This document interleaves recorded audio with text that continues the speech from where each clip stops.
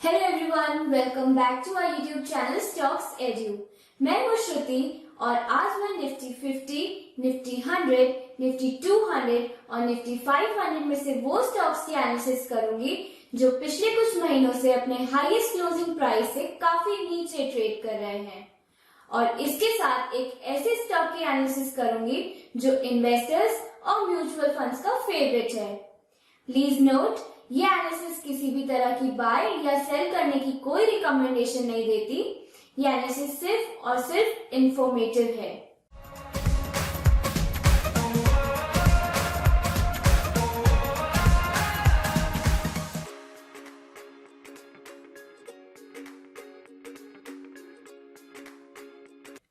आज हम निफ्टी 500 के साथ साथ एक ऐसे स्टॉक की चार्ट की एनालिसिस करेंगे जो अधिकतर इन्वेस्टर्स के पोर्टफोलियो में ये स्टॉक दिखता है। ज्यादातर म्यूचुअल फंड्स के पोर्टफोलियो में भी ये स्टॉक होता है। यह एक लार्ज कैप स्टॉक है और निफ्टी 50 के टॉप 220 स्टॉक्स में से है और एफएमसीजी सेक्टर की टॉप कंपनी है। ये रहा इस स्टॉक का 10 इयर्स का वीकली चार्ट जो लॉग स्केल पर है। Long term chart generally log scale पर ही देखे जाते हैं। सबसे पहले हम ट्रेंड लाइन बनाते हैं जो लोएस्ट हायर प्राइस पॉइंट्स को मिलाते हुए बनाते हैं। यह ड्रॉ की गई लाइन इन पॉइंट से पास होती है। पहला, दूसरा, तीसरा, चौथा और अभी ये 5वें पॉइंट को टच किया है। अगर इन पॉइंट्स पर इस स्टॉक के इन्वेस्ट करते तो कितना रिटर्न मिलता वो देख लेते हैं। यह हम कंपाउंड इंटरेस्ट के फॉर्मूले से निकालते हैं।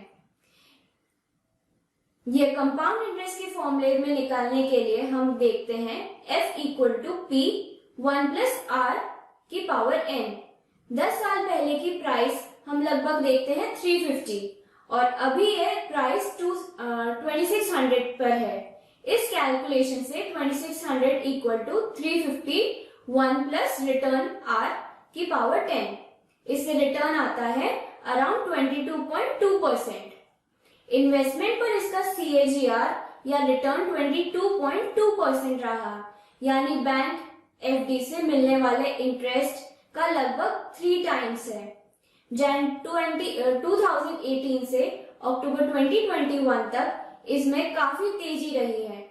इसके बाद लगभग 2 साल से यह कंसोलिडेशन फेज में है। अगर यह स्टॉक 2800 का लेवल ब्रेक करता है, इसके बाद इसमें तेजी बनने की चांसेस ज्यादा है। यह स्टॉक काफी अच्छा है और अधिकतर इन्वेस्टर्स का फेवरेट स्टॉक है। अब तक आपने गेस कर ही लिया होगा कि हमने कौन से स्टॉक की बात करी है। यह स्टॉक है हिंदुस्तान यूनिलीवर का। अब हम देखते हैं निफ्टी 50 के स्टॉक्स। इन 50 स्टॉक्स में से सबसे ज्यादा गिरावट वाले 3 स्टॉक जो निकल कर आते हैं वो है, पहला स्टॉक है UPL जो केमिकल सेक्टर का है और अभी ये 581 पर ट्रेड कर रहा है। पिछले वीक भी ये इस लिस्ट में था। दूसरा स्टॉक है HDFC लाइफ इंश्योरेंस जो इंश्योरेंस सेक्टर का है और अभी ये 646 पर ट्रेड कर रहा है। हमने लास्ट वीडियो में इस स्टॉक की एनालिसिस की थी। अगर आपको इस स्टॉक की एनालिसिस देखनी हो तो डिस्क्रिप्शन में आपको इसका लिंक मिल जाएगा। तीसरा स्टॉक है मारुति सुजुकी जो ऑटोमोबाइल सेक्टर का है और अभी ये 10,000 पर ट्रेड कर रहा है। इन तीनों स्टॉक्स में से हम मारुति सुजुकी का स्टॉक की चार्ट की एनालिसिस करते हैं। अभी ये stock 100 days exponential moving average line में नीचे ट्रेड कर रहा है। सबसे पहले इसकी सपोर्ट लाइन ड्रॉ कर लेते हैं। इस लाइन में इसका सपोर्ट लेवल है 9,900 पर। चार्ट में यहाँ पर एक रिवर्सल बुलिश कैंडलस्टिक पैटर्न बना है जिसका नाम है morning star. Morning star 3 candle से बनता है जिसमें बीच का कैंडल जो होता है वो छोटा होता है। इस कैंडल की लोअर लेग इसका सपोर्ट लेवल है जो 9,900 के आसपास है। अगर ये स्टॉक इस लेवल को वॉल्यूम से ब्रेक करता है तो इसका नेक्स्ट सपोर्ट 9,600 के आसपास है। इसका फर्स्ट रेजिस्टेंस लेवल है 10,400 और दूसरा है 10,900। इस स्टॉक पर प्राइस लेवल 9,900 पर नजर बनाए रखिए। अब हम निफ्टी नेक्स्ट 50 के 50 स्टॉक्स में से सबसे ज्यादा गिरावट वाले वो 3 स्टॉक्स देखते हैं, जिसमें पहला स्टॉक है पीआई इंडस्ट्रीज, जो केमिकल सेक्टर का है। अब ये 3451 पर ट्रेड कर रहा है। दूसरा स्टॉक है Procter and Gamble hygiene and health care, जो कंज्यूमर स्टेपल सेक्टर का है और अभी ये 17,100 पर ट्रेड कर रहा है। तीसरा स्टॉक है श्री सीमेंट्स, जो मटेरियल सेक्टर का है। अभी ये 26,970 पर ट्रेड कर रहा है। इन तीनों स्टॉक्स में से हम Procter and Gamble hygiene and health care के चार्ट के एनालिसिस कर लेते हैं। आप इस चार्ट में देख सकते हैं कि ये स्टॉक अपने सपोर्ट लेवल के आसपास ट्रेड कर रहा है। अगर ये सपोर्ट लेवल 16,700 को वॉल्यूम से ब्रेक करता है तो इसका नेक्स्ट सपोर्ट 15,700 के आसपास दिखाई दे रहा है। 16,700 पर इसके वॉल्यूम पर नजर बनाए रखिए। अब हम निफ्टी 200 के 100 स्टॉक्स लेते हैं। इसमें हमने निफ्टी 100 के 100 स्टॉक्स इंक्लूड नहीं करे हैं। इस प्रकार इस 100 स्टॉक्स में से सबसे ज्यादा गिरावट वाले जो 3 स्टॉक्स हमारे पास आते हैं, उसमें पहला स्टॉक है पेटीएम, जो सर्विस सेक्टर का है और अभी 684 पर ट्रेड कर रहा है। पिछले वीक भी इस स्टॉक को हमने इस लिस्ट में देखा था। दूसरा स्टॉक है एस्कॉर्ट्स, जो ऑटोमोबाइल सेक्टर का है और अभी ये 2803 पर ट्रेड कर रहा है। तीसरा स्टॉक है देवयानी इंटरनेशनल, जो सर्विस सेक्टर का है और अभी ये 186 पर ट्रेड कर रहा है। इन तीनों स्टॉक्स में से हम एस्कॉर्ट्स का चार्ट देख लेते हैं। इस चार्ट में एक बियरिश चार्ट पैटर्न बना है। जो हमें दिखाई दे रहा है वो है हेड एंड शोल्डर पैटर्न। इसमें 3050 पर ड्रॉ की गई लाइन इसका नेक लाइन है। इसमें लेफ्ट शोल्डर है और ये राइट शोल्डर है। यहाँ पर यानी 3050 पर नेक लाइन को वॉल्यूम से ब्रेक किया है। अभी ये स्टॉक ओवरसोल्ड रेंज में ट्रेड कर रहा है। इसका पहला सपोर्ट है 2600 के आसपास। इसमें अभी बॉटम फॉर्मेशन का वेट करना पड़ेगा। अब लेते हैं निफ्टी 500 के पहले 100 स्टॉक्स। इन 100 स्टॉक्स में से सबसे ज्यादा गिरावट वाले 3 स्टॉक्स जो हमारे पास आते हैं, जिसमें पहला स्टॉक है वर्लपूल, जो कंज्यूमर डिक्शनरी सेक्टर का है और अभी ये 1363 पर ट्रेड कर रहा है। 2-3 वीक्स में इस लिस्ट में आ रहा है। दूसरा स्टॉक है वेदांत फैशंस, जो सर्विस सेक्टर का है और अभी ये 1211 पर ट्रेड कर रहा है।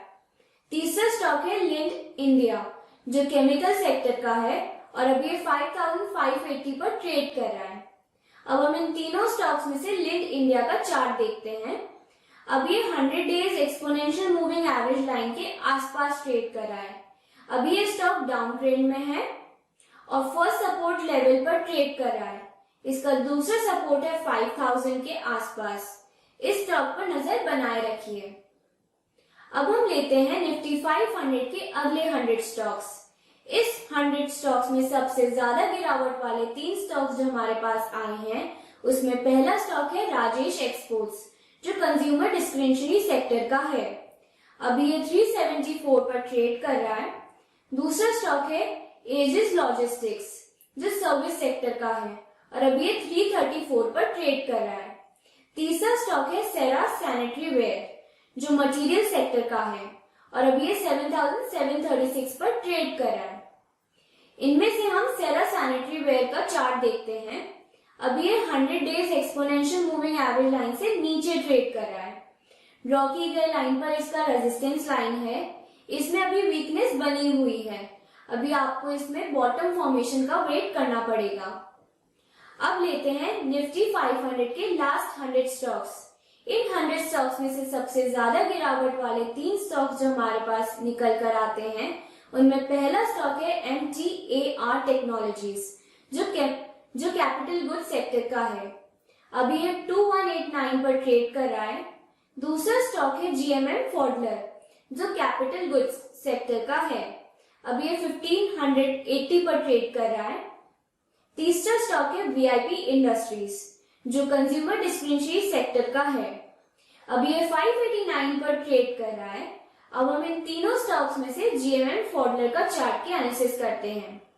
चार्ट में 1540 पर इसका पहला सपोर्ट है। दूसरा सपोर्ट है 1475 पर।